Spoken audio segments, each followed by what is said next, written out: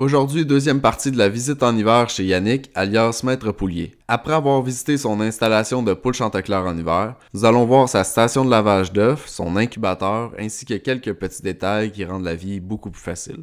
Bon ben, bienvenue dans l'endroit où c'est que je lave les œufs. Le setup ici, il est presque conforme aux normes du MAPAC pour être capable de faire un poste de classement à la maison. OK. Un poste de classement, ça c'est... Si tu as plus de 300 poules pondeuses en ponte et que tu vends tes œufs avec au plus un intermédiaire. OK. Donc, mettons, faire de la vente dans une boucherie fine ou dans un magasin. Plusieurs boucheries, puis tout ça. Oui, c'est ça. Fine, ouais. Donc, à ce moment-là, chacun de tes œufs, tu dois mettre la date dessus et ton code de production. C'est pour ça que tous les œufs à l'épicerie Ils sont tagués, ouais. sont tagués. Mais quand tu as 300 poules, taguer chacun des œufs à la main, tu n'as pas la grosse machinerie. Non, c'est ça, t'es comme pogné. T'as le même... Faut que tu aies le même setup que celui qui en fait 50 000. C'est ça. Et en fait, c'est plusieurs millions. Parce Ouais. que les classificateurs ramassent les œufs de toutes les fermes du Québec, là. OK. C'est même pas les producteurs à la ferme. C'est même pas eux, hein? Ouais, je savais pas. OK. Fait que ça n'a pas de sens. Il se fait des petites codeuses, mais c'est comme 3000 $ pour quelque chose qui c'est un œuf à la fois. C'est insensé. Mais bon, ça prend... Il y a cette limitation-là, puis bon, il manque un petit peu de peinture puis de poté, là. Mais sinon, le setup est tout à fait conforme, là. Ça prend des murs, un sol, un plafond qui est facilement lavable. OK. Ça, c'est même un grade commercial, là. OK. Le gros lavabo en stainless, c'est même overkill, mais moi, je trouve ça pratique d'avoir des égouttoirs, puis être capable de travailler, là. Mettons pour le... On peut même montrer comment on lave des œufs. Ben oui. Ça tourne. Je vais mettre mes œufs sales ici. Donc là, avec de l'eau chaude, moi j'aime bien... Faire un pré-rinçage dans le fond. Oui, c'est ça. Ça enlève le gros des brindilles, de la terre, des choses comme ça. Au début, j'ai frotté tout individuellement avec une petite éponge. C'est vraiment long. Tu voulais gagner ton ciel. Oui, c'est ça. J'ai trouvé ça. C'est dispendieux. C'est juste 3 œufs. C'est le mini egg scrubber. OK. Puis, C'était combien, hein, par... c'est 300 $. OK. Et C'est quand c'est- même pas si pire. Ouais, c'est sûr. J'aimerais bien avoir la même chose, mais pour, mettons, une dizaine d'œufs.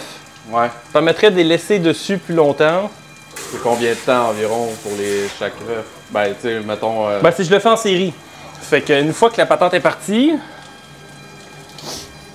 tu prends un nouvel œuf, tu prends celui qui a l'air d'être OK. le plus propre, je le repasse sous l'eau et je regarde vite s'il est bon. Puis, à un moment donné, tu pognes la twist.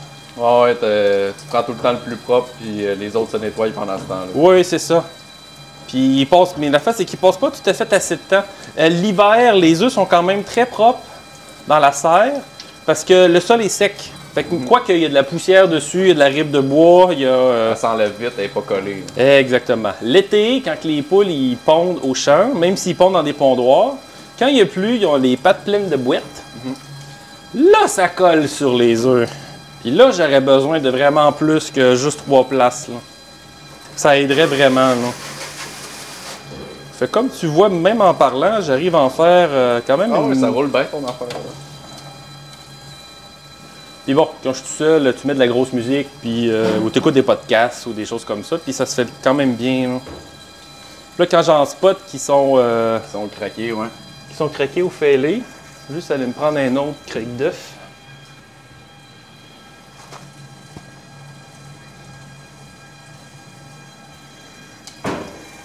T'as pris ça où, cette petite machine-là? The Little Egg Scrubber, c'est sur Internet. OK. Made in USA.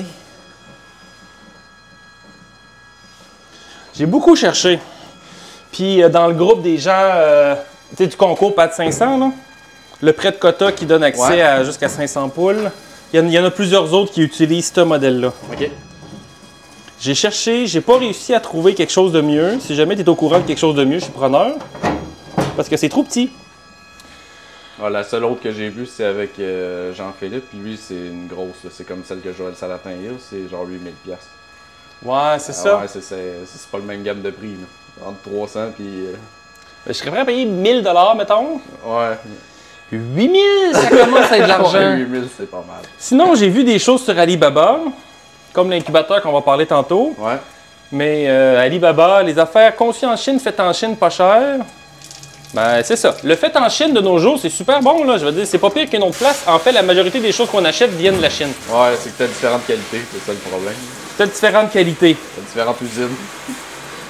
Puis souvent, le conçu en Chine, fait en Chine, c'est fait pour le pouvoir d'achat des Chinois et de la qualité normalement acceptable en Chine, qui est pas nécessairement très élevée, là. Fait que ça fait des produits souvent d'une qualité qui est médiocre. Fait que j'ai vu des laveurs pour plus, mais j'ai comme trop peur, là. Malgré qu'à un moment donné, je vais probablement le faire pareil, là. Je vais changer le moteur, réparer les choses, au moins avoir... Ouais, avoir la base. Avoir des brosses. Je vois pas comment je peux me faire mes propres brosses, là. Le restant de l'appareil, c'est facile, là. C'est les brosses, le problème, là. En tout cas, si quelqu'un a une solution, je suis prêt à acheter. Dans l'industrie, ils vont laver, désinfecter les œufs. Ça enlève encore davantage la couche protectrice qui est à la surface qui permettrait de les garder non réfrigérés tout le temps, là, comme en Europe, là. Ouais. Je pourrais les laver pas d'eau, avec une petite brosse ou quelque chose à sec. L'hiver, je pourrais le faire. L'été, les œufs sont trop sales, là. Fait que ça marcherait pas, là. Ça marcherait pas, là. Ça serait beaucoup trop long. J'ai quelques personnes qui veulent les avoir non lavés. Fait que, bon, ils viennent les chercher en personne. Je leur mets dans des crêtes, puis... Mais pour les autres, je trouve que c'est un minimum de qualité, là. Ouais, ouais, c'est sûr que tu trouves de la rip et tout. C'est ça. Fait que ça, c'est le step 1. Ouais. Une fois qu'ils sont secs, j'attends juste qu'ils sèchent à l'air. Puis pour savoir s'ils sont quand même fêlés, c'est lui, tu sais, je vais même dire qu'avec le micro ici, là, ouais. Ces deux œufs-là ne sont pas fêlés. Pas si vous entendez la différence de bruit. Ouais. Lui, le bout, il est fêlé. Fait que si on cherche, effectivement, il est cassé ici puis là. Fait que lui, je vais le garder pour consommation personnelle. Les deux autres, ben, ils sont prêts à être vendus, là. OK. La vraie technique qui est demandée par le MAPAC quand tu as un poste de classement, c'est de mirer chaque œuf. Tu fermes les lumières, tu prends une lumière. Là, tu vas voir comme des traits noirs. Oui, c'est ça. Puis tu le mets sur la lumière, ça illumine l'œuf. Puis à ce moment-là, tu es capable de voir aussi. En fait, tu as même le droit des vendre fêlés, là. Tant qu'ils ne sont pas coulants, donc tant qu'il n'y a pas du jaune qui coule. Pour des œufs non classés comme ça, le MAPAC est tout à fait d'accord avec. C'est les inclusions qui les dérangent. Une petite masse de chair dans l'œuf. Ouais. Quand tu le mires, tu vas le voir, ça fait un petit point noir. Ça ferait que si, une fois que tu manges ton œuf, ça peut faire un petit peu de sang. Ouais, ou un comme petit les truc. petites taches de sang qu'on voit quand ils sont stressés ou il y a eu quelque chose. Ouais. Ou un petit morceau de chair. Mais on cuit les œufs, on mange du poulet, on peut bien manger du poulet, là, je veux dire. Mais c'est ça, c'est le bout qui dérange le MAPAC, là. Okay. Mais c'est largement plus long, mirer les œufs individuellement à chacun, parce que quand, juste avec mon petit truc puis les regarder, c'est beaucoup, beaucoup plus rapide, là. C'est tout le temps ça, c'est une question de trade-off entre le temps que ça prend puis ben, le retour que ça donne, là. Surtout que je suis à perte depuis des années, là. Ici, dans le top, j'ai juste surélevé avec un peu ce qui traînait. Ouais, pour être à la bonne hauteur. C'est ça, c'est facile à nettoyer après. Je pense que ça fait le tour pour ça. On va aller voir l'incubateur. L'incubateur. Rendu là? Ouais. La machine. La machine. Un grand incubateur. Le problème avec les incubateurs, les plus gros qui se vendent, à ma connaissance, en Amérique du Nord et qui ne sont pas faits sur mesure, c'est 330 œufs. OK. Je vends beaucoup de poussins. Je travaille fort à la sauvegarde de la race. Et j'avais besoin d'un incubateur d'à peu près de 880 œufs ou quelque chose comme ça. J'aurais pu en prendre 3 petits, fait 3 appareils. Ça commence à être un peu plus dur à gérer. Ils sont 1600 $ chacun. Ça commence à faire beaucoup de sous. Ouais. J'ai découvert cette chose sur Alibaba.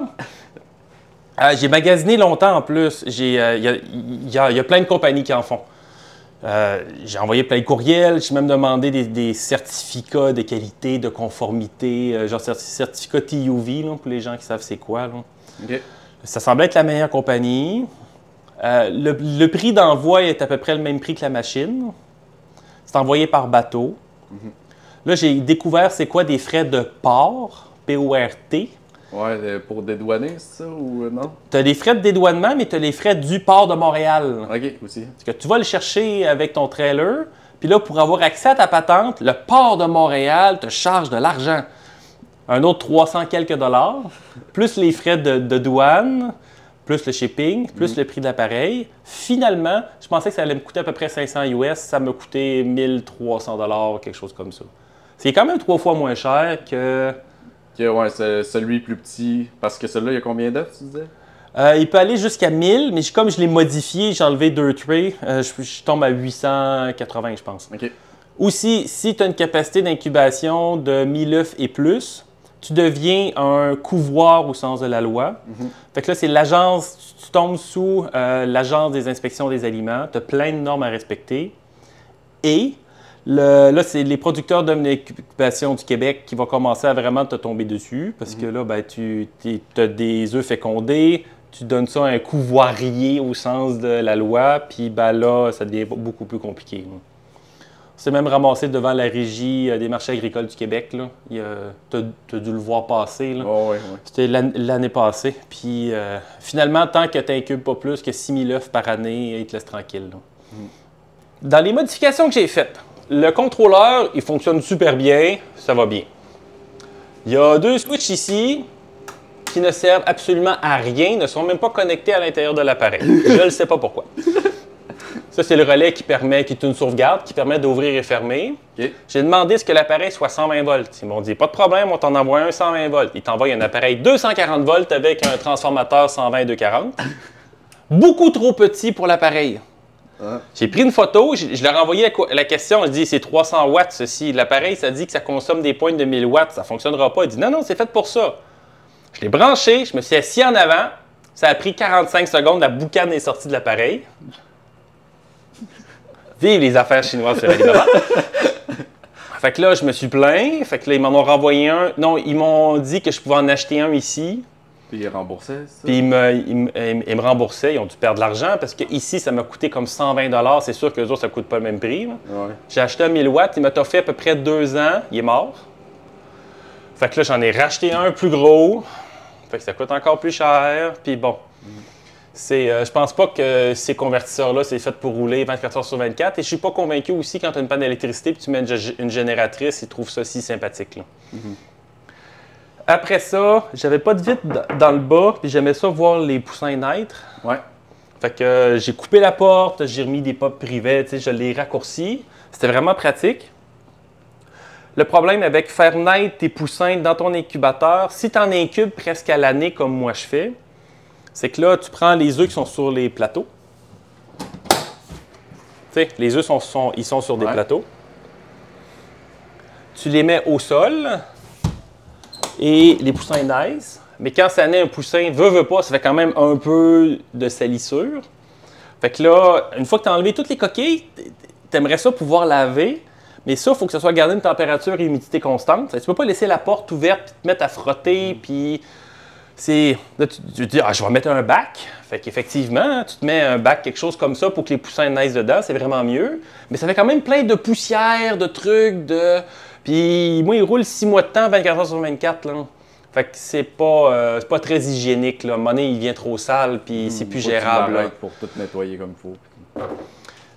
Et aussi, pour faire naître les poussins, c'est mieux que le taux d'humidité soit à peu près 10 % plus élevé, puis 0,2, 0,3, peut-être 0,4 degrés Celsius plus bas. Fait que j'ai fini par m'acheter un deuxième appareil, qui est un éclosoir. Cette compagnie-là fait exactement la même chose, juste avec des settings différents puis des plateaux qui bougent, mais c'est exactement la même boîte pour comme incubateur. Fait qu'en fait, j'aurais pu avoir 3 comme lui incubateurs, plus un 4e éclosoir. Ça reviendrait au même, pour beaucoup plus cher. Ouais. Fait que là, ça me permet de... Ce sont des plateaux de plastique, là. Fait qu'il y a plusieurs traits, je mets tous les œufs là-dedans, les poussins naissent. J'ai des œufs là-dedans, mettons 4 jours par semaine. Fait qu'il me reste 3 jours où c'est que je peux le nettoyer au complet et recommencer. Fait que juste pour ça, déjà, c'est super. En plus que les settings sont légèrement différents. Là. Si c'était à refaire, peut-être que j'irais m'acheter des incubateurs de meilleure qualité. Là. Parce qu'en plus, En pleine COVID, c'est un merveilleux appareil. Comme c'est cheap, il y a un gros ventilateur en haut. Ouais. Qui n'est pas optionnel. C'est ce qui brasse l'air à l'intérieur. Le ventilateur est mort. Puis c'est pas un morceau qui est standard. Fait qu'il faut que tu remplaces par quelque chose. Faut que tu retrouves la pièce, puis là, c'est un Tout est chiant. fermé. T'as pas le droit d'aller même dans la rue à cette époque-là. Là. Fait que j'étais allé cannibaliser la hotte du poêle pour le réparer. J'avais des œufs dedans. Là. Je pouvais pas arrêter. Là. Mais c'est mort après 1 an. Puis là, ça, c'est mon ventilateur de hotte de poêle. Ça fait 3 ans qu'il est là. C'est pas la même qualité, là. Et dans le bas, il y a un bac d'eau qui est chauffant. Ouais. L'élément chauffant après 1 an est mort. OK. Fait que là, il fallait que j'en rachète d'autres, que je débug, que je remplace. C'est pas normal. Le bac, d'habitude, il est sur le sol. Comme je voulais faire éclore des poussins, moi, j'ai voulu le monter. Puis là, ben, moi, je me suis rajouté un fil avec une flotte. Avec une flotte, comme ça, il garde le niveau d'eau constant. C'était pas le même avant, il fallait que je le remplisse à la chaudière. Fait que là, il est branché sur l'eau de la maison. Je n'ai pas à me préoccuper qu'il y ait de l'eau à l'intérieur. Là. Fait que c'est beaucoup d'ajouts, de modifications, de temps, que finalement, si j'avais acheté un meilleur appareil nord-américain, j'aurais probablement pas eu ces problèmes-là. C'est des bas de caoutchouc qui sont doublés. Ça paraît niaiseux, mais c'est que tu fais juste mettre tes pieds dedans, tu es prêt à sortir, tu rentres, tu les enlèves, tu ressors, tu rentres, tu ressors. Des bottes à lacets, c'est long. T'sais, tout le monde sont assez intelligents qu'après l'avoir vécu pendant un hiver, ils vont se doter d'autres bottes, mais ça te sauve un hiver de temps de gossage. Ouais. Au niveau des gants, ça prend des gants qui sont doublés à ce temps-ci de l'année parce que là, aujourd'hui, il fait chaud, mais sinon, il fait trop froid. Il n'y a pas de gants qui vont être assez chauds, qui te permettent d'avoir une dextérité qui a du bon sens pour manipuler des œufs. Ces petits gants-là de coop, c'est ce que j'ai trouvé de mieux à date. Là. Ils ne sont pas chers. Les doigts sont en nitrile, ce qui fait que tu es capable de prendre les œufs. Faut que tu te dépêches. Ils ne glissent pas. Faut que tu te dépêches à faire ta run parce qu'à un moment donné, tu as froid aux mains. C'est comme ils ne sont pas chers, tu en achètes plus qu'une paire. Le nitrile fait que ça sèche très mal, ces gants-là. Fait que ceux-là que tu as pris aujourd'hui ou ce matin, ils sont un petit peu humides, donc beaucoup moins chauds. Tu les mets à sécher, tu prends ta 2e paire qui est sèche, ou voire même ta 3e. Puis ben, ils usent moins vite, puis comme c'est pas cher, tu peux te le permettre. C'est comme 12 $ la paire. Là. Moi, je fonctionne aussi pour la distribution des œufs en libre-service. Du paiement sur l'honneur. Du paiement sur l'honneur. Oui, mais c'est le même qui appelle ça, en fait. Là. OK. Fait que la première fois que les gens viennent me prendre des œufs, je les rencontre, je leur explique la serre, je leur montre les choses, je leur explique comment ça fonctionne. Mais après ça, ils peuvent venir quand ils veulent. C'est un réfrigérateur avec un Inkbird. Ouais. Puis quand il fait trop froid, ça fait juste allumer une ampoule. OK. Qu'elle devrait allumer tout seul dans pas long. Puis quand il fait trop chaud, le réfrigérateur il part puis ça garde les eaux au frais. Fait qu'à ce moment-là, ça garde toujours à la bonne température. OK. Hiver comme été, j'ai rien à faire. Les gens, soit qu'ils fassent un virement Interact, soit qu'ils mettent de l'argent dans le bac à légumes, puis c'est tout aussi simple que ça. C'est vraiment pratique. Là. Autant pour moi, je suis pas là tout le temps, mais autant pour les gens, parce que des fois, ils font juste passer en avant. Ah, je dois avoir des œufs. Fait que s'il faut qu'ils m'appellent à chaque fois. Puis là, payer un employé ici pour une douzaine, 2 ou 3 jours, c'est pas. C'est pas viable. C'est pas viable. Ben, tu veux juste t'installer sur le bord puis juste dire comme on va dire super merci pour pas que ça coupe flush, tu sais. C'est juste pour que ça soit l'image de fin. Rien que dire, fait que c'est ça. Super merci pour pas que ça coupe flush. Ça peut être ça aussi. Ça me dérange pas, moi. C'est juste pour quoi dire dans ces moments-là, tout simplement. Ah ben super, merci. Super merci de m'avoir écouté. D'habitude ça. Ah, c'est comme toi ma qui phrase dis. de fin, moi je dis super merci puis ça fait plaisir ou de quoi de même, on s'en sac là. C'est juste pour pas que ça fasse clair. Merci à tous les membres qui soutiennent financièrement le projet de partage via l'abonnement payant.